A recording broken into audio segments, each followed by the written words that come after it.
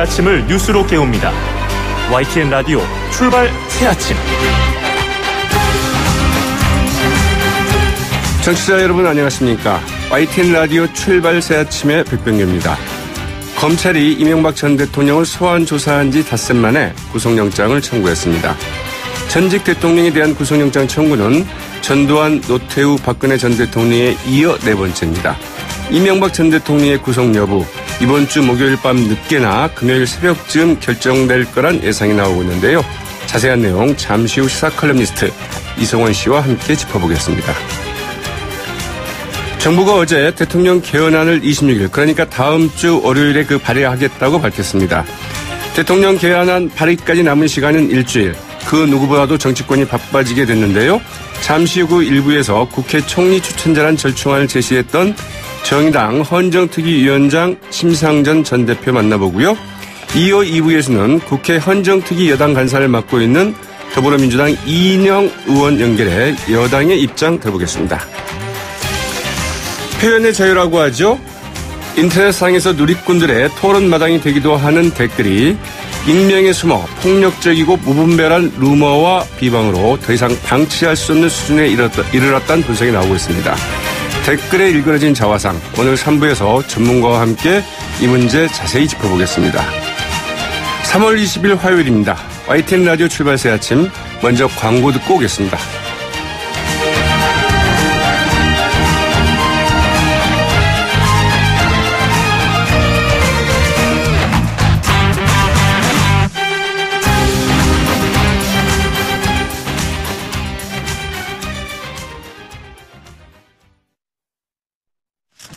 지금까지 들어온 뉴스 이성만 시사 컬럼니스트와 함께 짚어드립니다. 안녕하십니까? 네, 안녕하세요. 검찰이 어제 결국 구속영장을 청구했죠? 이명박 전 대통령. 그렇습니다. 이제 네. 검찰에 나가서, 법원에 나가서 영장 실질 심사를 받아야 되죠? 그렇습니다. 예상대로 결론은 구속영장 청구였습니다. 서울중앙지검은 어제 오후에 이 전 대통령에 대해서 거액의 뇌물을 수수하고 실소유한 다스에서 비자금을 조성한 혐의 등으로 구속영장을 청구했습니다. 특히 이번 수사의 시작점이라고 할 수 있는 다스가 이 전 대통령 소유다 이렇게 영장에 적시한 것으로 알려졌습니다. 네. 지난 14일 소환된 이후니까 닷새 만에 이렇게 영장 청구가 된 거고요. 영장 청구서는 207쪽, 그리고 검찰이 별도로 낸 의견서는 무려 1000쪽에 넘는다고 합니다. 네. 그러니까 법원 입장에서는 이걸 영장 실질 심사를 하더라도 이거 읽는데도 상당한 시간이 걸릴 것 같습니다. 네. 네. 일단 검찰 등에 따르면 이 전 대통령에게는 뇌물수수와 횡령, 조세포탈 등 최소 10개 이상의 혐의가 적용됐습니다. 우선 국가정보원에서 총 7억 원의 특수활동비를 받은 혐의, 바로 뇌물수수 혐의를 받고 있는데요. 네. 다만 검찰은 장다사로 전 총무기획관과 김진모 전 민정비서관이 각각 받은 10억 원과 5천만 원의 특활비와 관련해서는요, 조금 더 수사가 필요하다고 판단해서 이번 영장 범죄 사실에 포함시키진 않았습니다. 네. 그동안 계속 특활비 17억 5천만 원 얘기를 하셨는데 왜 이번에 7억 원만 포함이 됐는지 좀 헷갈리실 수 있어요. 바로 네. 이런 이유 때문이고요. 또 삼성전자로부터 다스의 미국 소송비 600만 달러, 그러니까 우리 돈으로 70억 원에 해당되고요. 이것을 비롯해서 이팔성 전 우리금융지주 회장, 그리고 대보그룹과 김소남 전 의원, ABC 상사, 능인 선원에서 받은 뇌물도 포함되어 있는데 네. 이 뇌물수수 혐의액만 110억 원대에 달한다고 합니다. 네.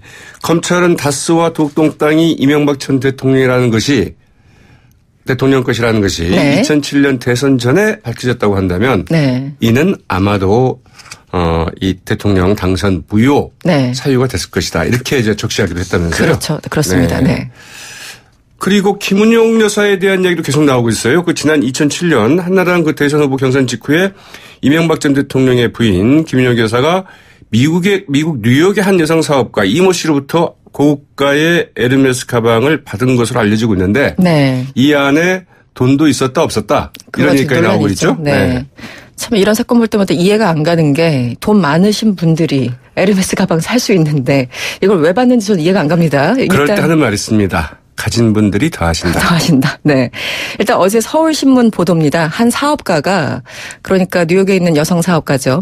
수천만으로 추정되는 명품백을 김윤옥 여사에게 건넸고 당시 뉴욕의 한 교민신문 기자가 여기에 대해서 취재에 나서자 당시 정두원 전 의원 등 그 MB캠프 관계자들이 2,800만 원의 돈으로 이것을 무마했고요. 네. 이 돈을 조달한 또 다른 뉴욕의 여성 사업가 강모 씨에게 대선이 끝난 뒤에 편의를 봐주겠다 이렇게 각서까지 써준 것으로 드러났습니다. 이게 정두원 전 의원이 그동안 네. 경천 동지할 일이 있다. 네. 이 사례 가운데 하나라고 봐야 되겠죠? 그 사례 가운데 하나라는 주장도 있는데 정돈 의원은 어제 뭐 방송에 나와서는 이건 포함 안 된다 또 그런 얘기를 하시더라고요. 네. 그래서 그러면 이거 말고 더 심한 게 있다는 건가요? 더 다른 게 있다라는 거죠. 얘기가 네. 약간 와전되긴 했었는데 강 씨 같은 경우는 이 각서를 서울신문에 공개해서 실제 우리가 그 신문을 보면은 정두원 전 의원의 사인을 볼 수가 있습니다. 그러게요. 네. 도장도 꽉 찍혀 있더라고요. 그렇습니다. 네. 당시 상황을 김용걸 신부가 구체적으로 밝혔다고 합니다. 이 김용걸 신부는 MB 측과 가까운 사람인데 지난 14일 뉴욕 뉴저지에서 서울신문과 만나서 이런 얘기를 했습니다.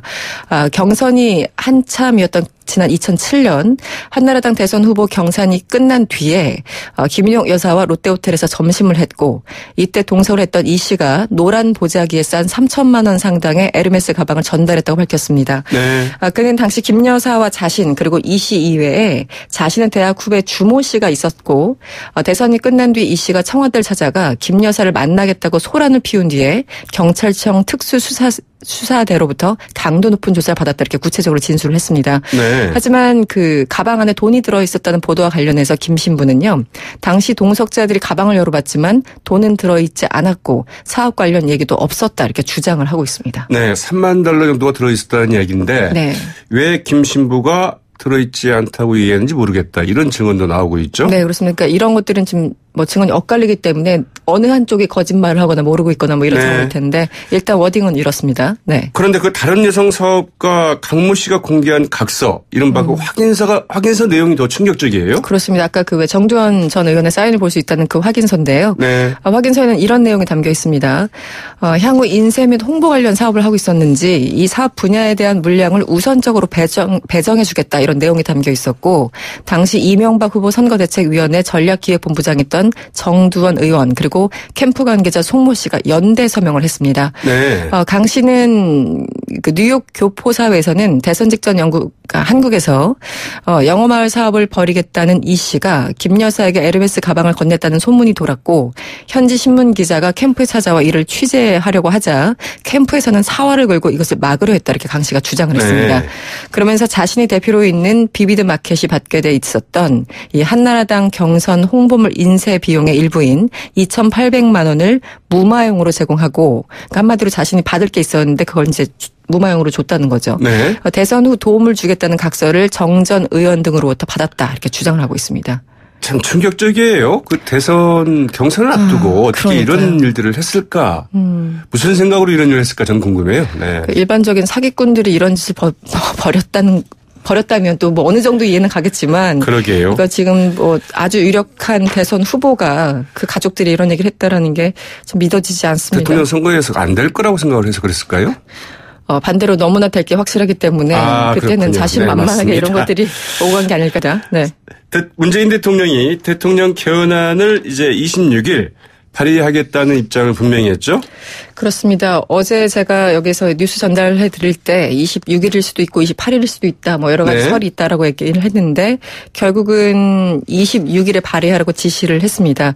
더불어민주당 우원식 원내대표의 요청에 그 응답하는 형식을 문 대통령이 빌린 것으로 보입니다. 어제 청와대 진성준 정무기획비서관이 브리핑을 했습니다.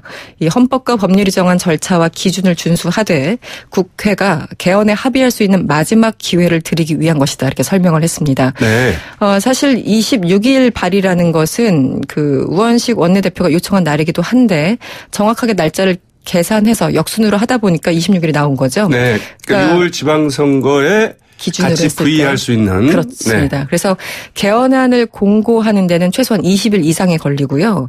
공고 이후에 60일 이내에 국회에서 가결을 해야 됩니다. 그리고 18일 전까지 국민투표 공고를 붙여야 되기 때문에 6.13 지방선거 스케줄을 봤을 때 26일이 일종의 마지노선이자 어떻게 보면 국회 60일을 최대한 담보해주기 위한 날짜로 보입니다. 네.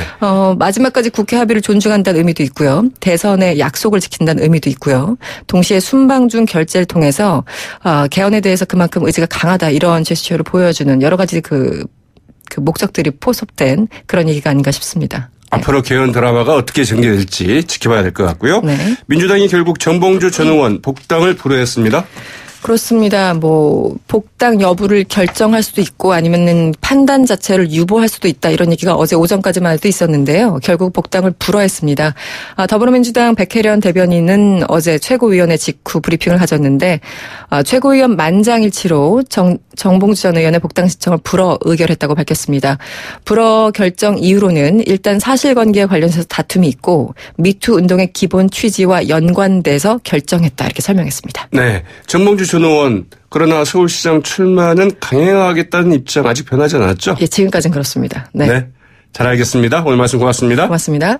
지금까지 이성원 시사칼럼니스트였습니다.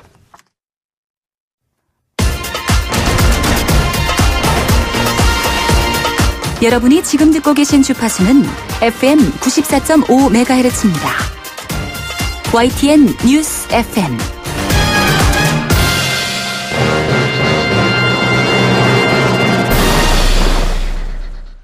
어제 청와대가 브리핑을 통해 대통령 개헌안을 26일 그러니까 다음 주 월요일에 발의하겠다고 밝혔습니다.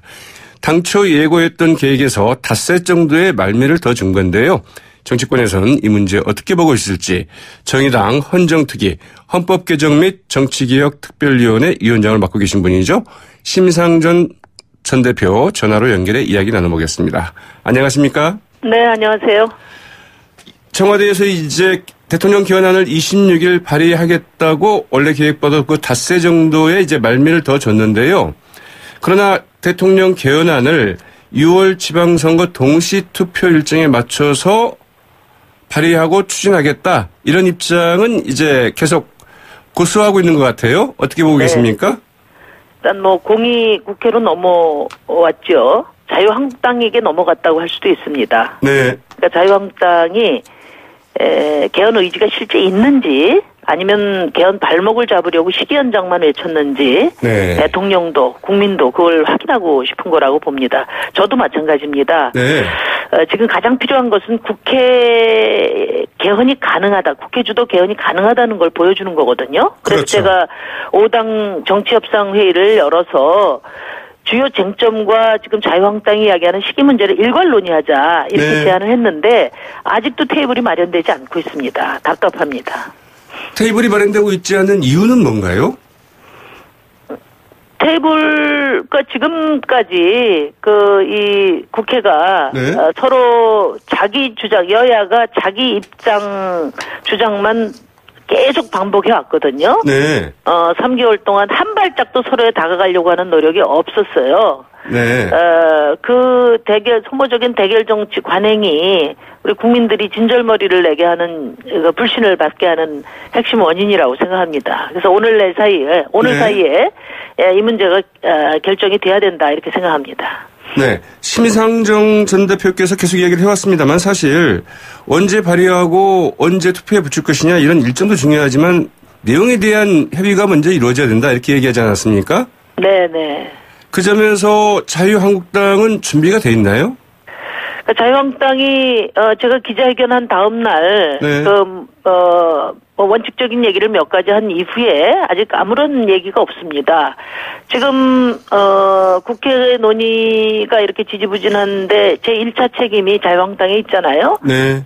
그리고 대통령께서도 지금 발의를 한다고 하니까 지금 이제 당내 절차를 지키는데 그걸로 다 했다고 생각하면 안 되고요. 네. 빨리 실질적인 합의를 이뤄낼 수 있는 타협안을 과감하게 제시를 해야 됩니다.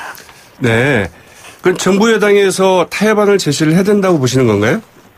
마찬가지죠. 정부 여당도 대통령 연임제에서 한 발짝도 지금 다가가려고 하는 노력을 하지 않고 있습니다. 네. 제가 하도 답답해서 대통령 연임제와 또 야당이 이야기하는 대통령 선출제 아니 국회에서의 국무총리 선출제죠. 네. 네네. 이거 사이에서 뭔가 좀 접근할 수 있는 대안으로 총리 추천제를 제안을 했거든요. 그렇죠. 그런데 이 총리 추천제하고 선출제는 뭐 다 이현집정부제다, 내각 책임제다 이렇게 이제 여권이 이야기를 했어요. 그래서 제가 어제도 대통령 그러니까 국회에서 여당국이나 또 여당이 구성하는 다수파가 추천하는 총리를 대통령이 임명하고 또 그 총리가 제청하는 장관을 대통령이 임명하는 제도와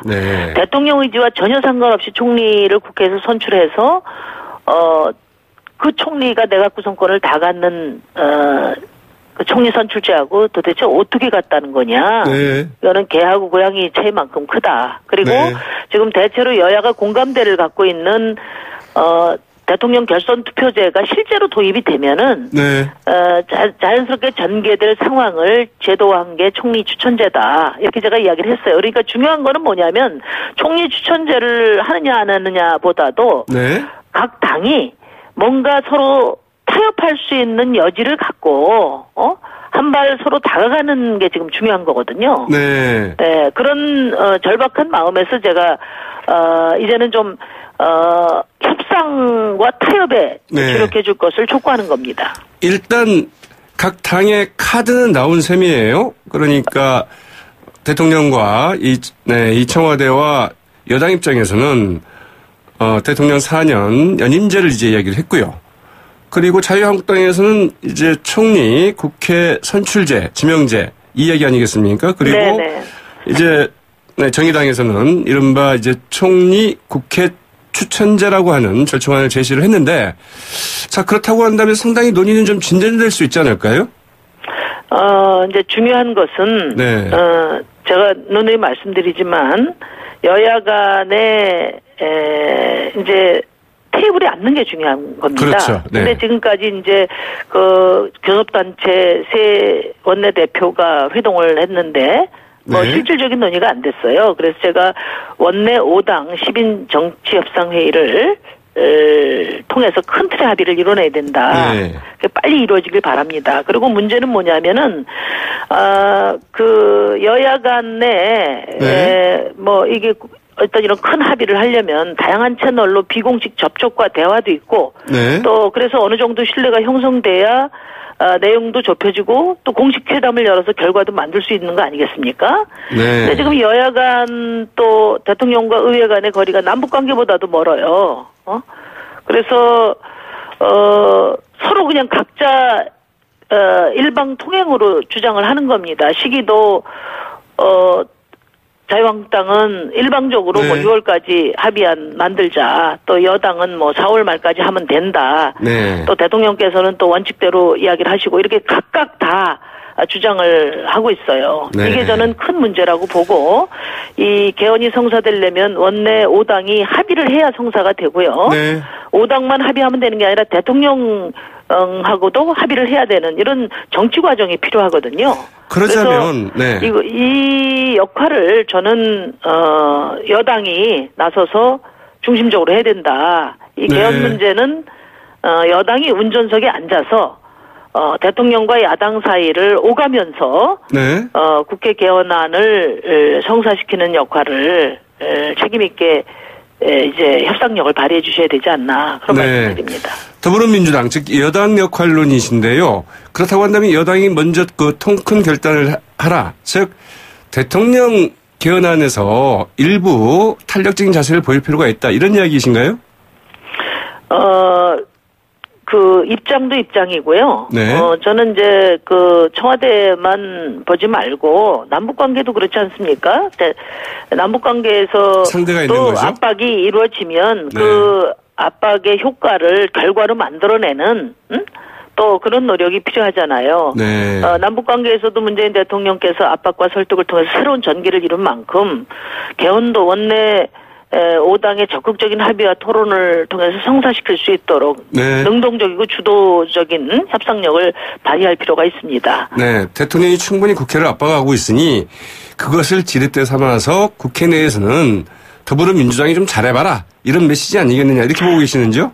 네, 그렇죠. 왜냐하면은 국회만 합의한다고 되는 게 아니지 않습니까? 네. 그러니까 대통령과 야당의 입장을 조율하는 네. 그런 역할을 할 수 있는 데가 여당밖에 없습니다. 네, 그렇습니다. 그러니까 당연히 여당이 적극성을 보이고 협상력을 발휘하지 못한다면 뭐 결국 그 개헌이 이루어지기 어려운 거 아니겠어요? 네, 만약에 말이죠.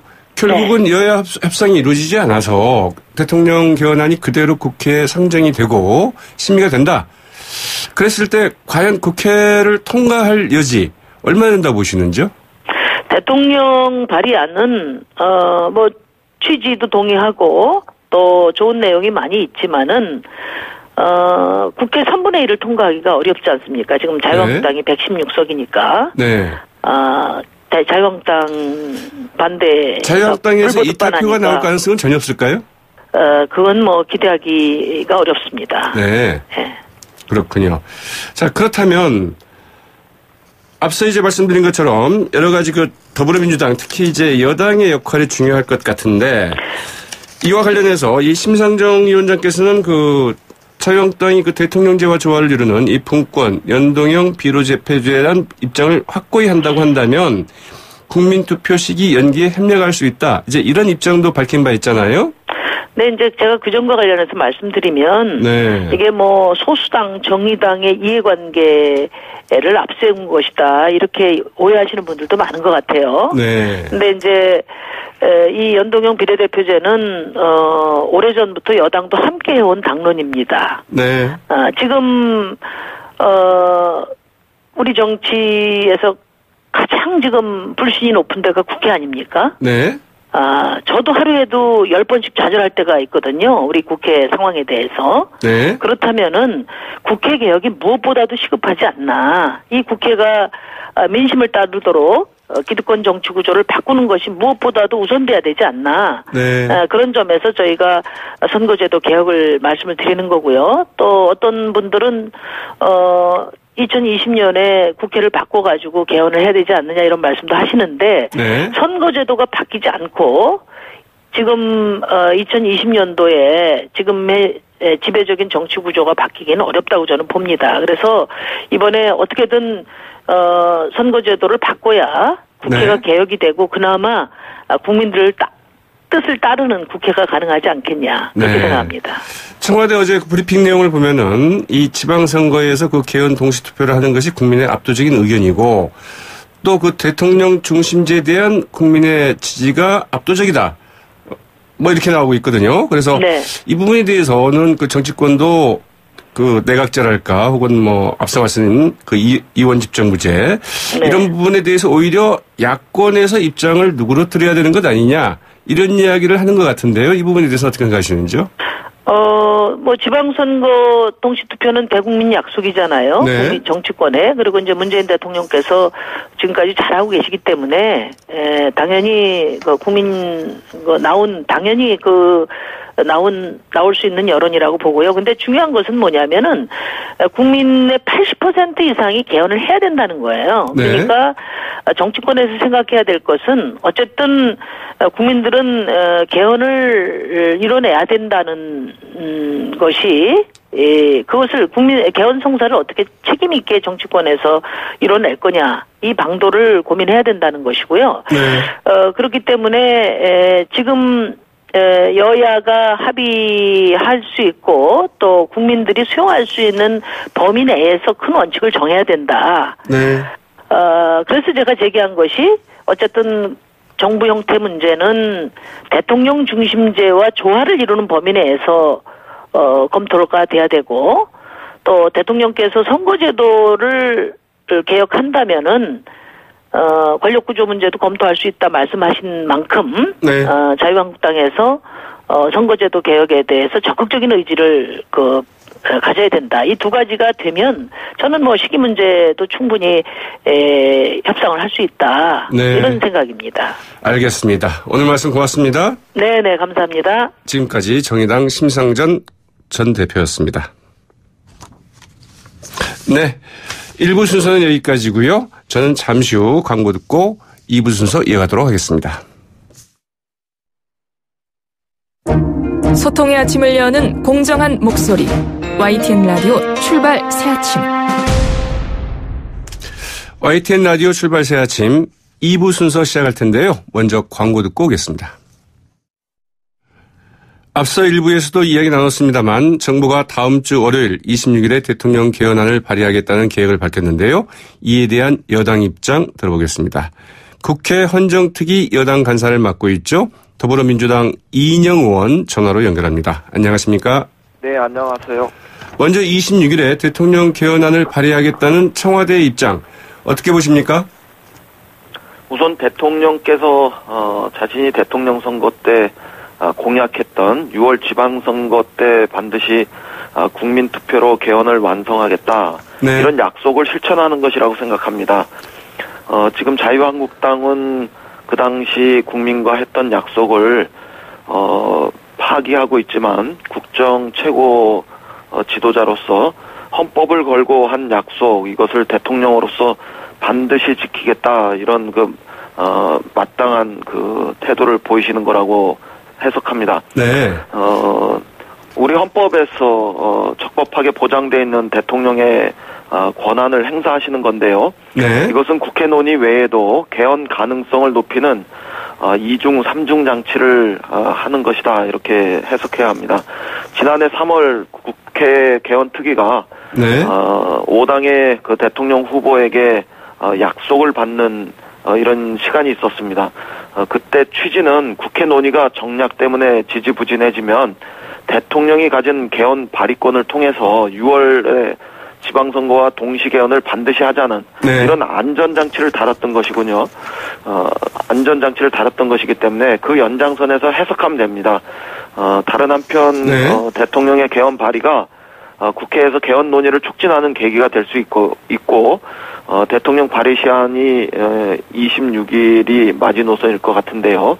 그 외에도 국회는 정치적으로 합의를 한다면 4월 네. 20일까지는 여야가 합의한 합의 개헌을 할 수 있기 때문에, 발의할 수 있기 때문에 그때까지 부지런히 국회 논의를 네. 서두르면 되지 않을까, 그렇게 생각합니다. 앞서 심상정 정의당 의원과도 얘기 나눠봤습니다만, 그러나 야당은 대통령 개헌안 발의를 닷새 정도 늦춘다고 해서 달라지는 건 별로 없다. 오히려 어느 정도 그동안 6월 지방선거 동시개헌에 대해서 회의적이었던 민주평화당이나 정의당 역시 대통령이 개헌안을 직접 발의한 부분에 대해서는 좀 부정적인 시각을 갖고 있거든요. 이래서는 국회 내에서의 개헌 논의가 오히려 더 어려워질 수 있다, 이제 이런 우려 때문인데요. 그럼에도 불구하고 대통령 개헌안 발의가 국회 논의에 긍정적인 영향을 미치리라고 보십니까? 그 닷새가 별로 의미 없는 것이 아니라 네. 그 닷새를 통해서 모든 국민이 걱정하고 우려하는 이런 것을 걷어낼 수 있는, 또 더 나아가서는 나라다운 나라, 새로운 대한민국을 만드는 새로운 헌법의 문을 여는 기적의 시간으로 만들려는 노력이 우선 필요합니다. 네. 누군들 대통령의 개헌 발의가 바람직하고 또 즐거운 일이라고 생각하겠습니까? 아마 대통령도 꼭 그렇게 생각하지는 않으실 겁니다. 다만 국회에서 논의가 진척되고 있지 못하니까 네. 불가피한 선택을 하신 거로 보여집니다. 국회에서 합의로 개헌 발의하는 게 가장 바람직한 게 맞고요. 네.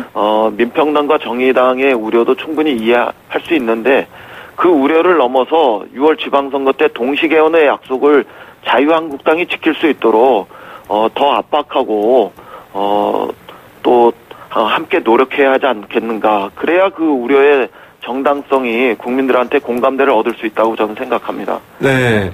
발의 시기가 26일보다도 좀 늦춰지거나 늦출 필요성, 이런 건 전혀 없다고 보십니까?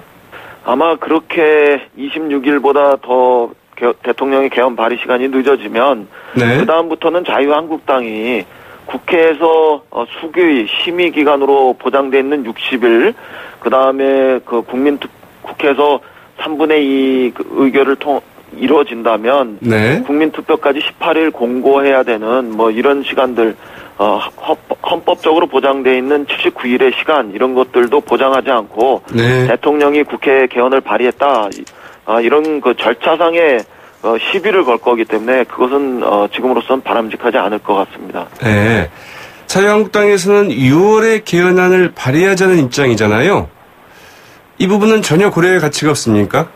우선 그건 반칙입니다. 원래 현금 주기로 한 것을 네. 갑자기 어음으로 바꿔서 결제하겠다, 뭐 이런 그 꼴에 해당합니다. 6월 13일 날 지방선거 동시 개헌을 하겠다는 것과 6이라는 숫자를 중첩시켜서 별 차이 없는 것으로 이미지 조작하는 것인데요. 네.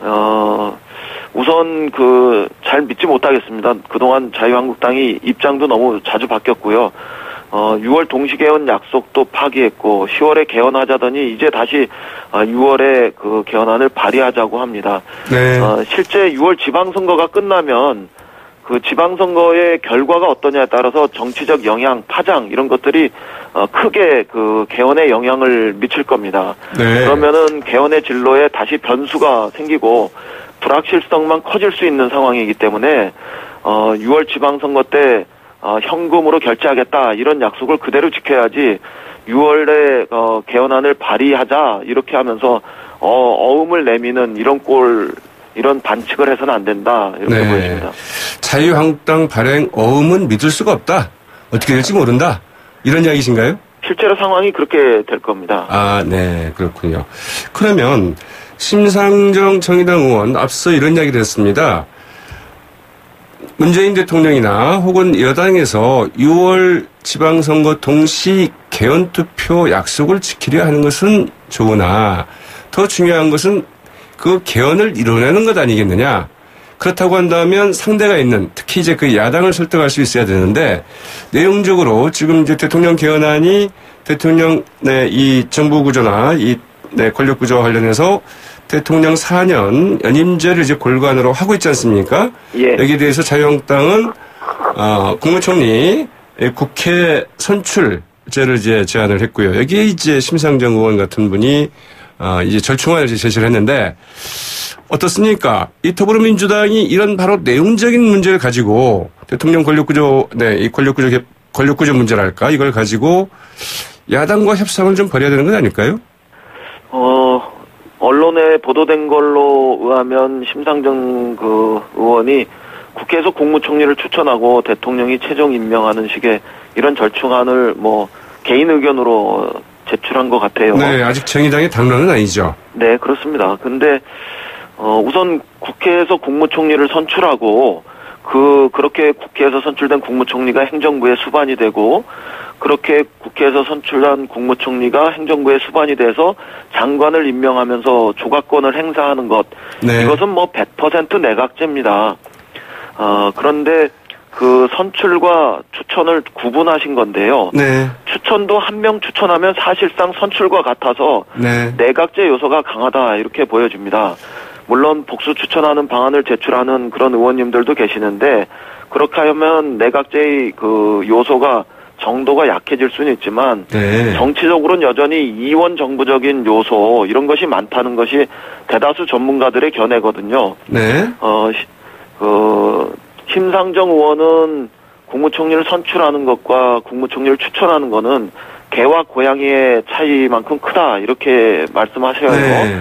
그러나 요컨대 개는 내각제고 고양이는 이원제라고 하면 우리는 그 둘 다 개나 고양이를 그리려고 하는 것이 아니고 네. 호랑이를 그려서 즉 대통령제를 근간으로 하는 더 좋은 대통령제, 더 민주적인 대통령제를 만들고자 하는 것이거든요. 네. 그러니까 그런 면에서는 그 절충안이 과연 적절하냐 이런 것들을 한번 다시 생각해봐야 한다고 저는 생각합니다. 그러나 그 대다수 야당에서는 대통령 개헌안의 주된 내용, 즉 대통령 4년 연임제에 대해서 이는 그 제왕적 대통령제 그 이상 이하도 아니다 이렇게 비판을 하고 있거든요. 모든 대통령제가 다 제왕적이며 또 나쁜 건 아니지 않습니까? 저는 분명히 우리가 지금 하고 있는 대통령 1인에게 과도한 권력이 집중돼 있는 이런 대통령제보다는 더 좋은 대통령제, 더 민주적인 대통령제를 만들 수도 있다고 생각합니다. 네. 만약에 그 야당의 논리대로 하면 4년 중임의 삼권 분립형 민주적 견제와 균형이 가능한 미국식 대통령제, 네. 이거는 나쁜 대통령제가 되고요. 그 나쁜 대통령제를 허용한 미국은 나쁜 나라가 되는 아주 해괴한 논리가 되지 않겠습니까? 네. 더 나아가서 4년 중임은 장기 집권이다. 일당 독재를 획책하는 음모다. 이렇게 이야기하는데 네. 누가 미국의 4년 중임제 대통령제를 보면서 독재의 나라라고 장기 집권의 나라라고 생각합니까? 알겠습니다. 그러나 삼권 문제는 분립에 의한 네. 민주적 견제와 균형 이런 것을 만드는 대통령제 아래에서도 의회와 지방으로 권력 분산은 얼마든지 가능하다, 이런 말씀 드리겠습니다. 알겠습니다. 문제는 그러나 더불어민주당의 그 의석수가 이 같은 민주당의 입장을 특히 이제 대통령이 제안한 대통령 개헌안을 관철시킬, 이걸 국민투표에 붙일 그 의석수가 안 된다는 데 문제가 있지 않겠습니까? 결국은 상대와 협의를 해야 된다는 건데 어떻게 하실 건지요? 그렇습니다. 대통령의 개헌안 발의는 헌법이 규정한 절차대로 국회에서 네. 의결하는 과정을 가지게 되겠지만 그 이전에 혹은 그것과 별도로 국회에서는 4월 20일경까지 서로의 입장을 조금씩 양보해서 절충하고 또 타협하는 이런 그 노력을 해야 됩니다. 그걸 통해서 네. 국회에서 합의 개헌이 일어날 수 있도록 자유한국당이 자꾸 이유 달지 말고 토 달지 말고 네. 즉각 정치 협상의 테이블로 나와야 한다고 생각합니다. 알겠습니다. 자, 오늘 말씀 여기까지 듣겠습니다. 고맙습니다. 감사합니다. 네, 고맙습니다. 지금까지 더불어민주당 이인영 의원이었습니다. YTN 라디오 출발 새 아침 2부 순서는 여기까지입니다. 저는 뉴스 듣고 잠시 후 8시 10분경 3부에 다시 찾아오겠습니다.